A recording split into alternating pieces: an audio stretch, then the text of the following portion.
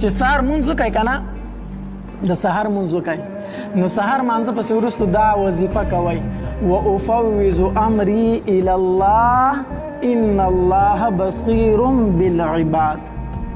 یاد را که نه وافوض امري الى الله ان الله بصير بالعباد.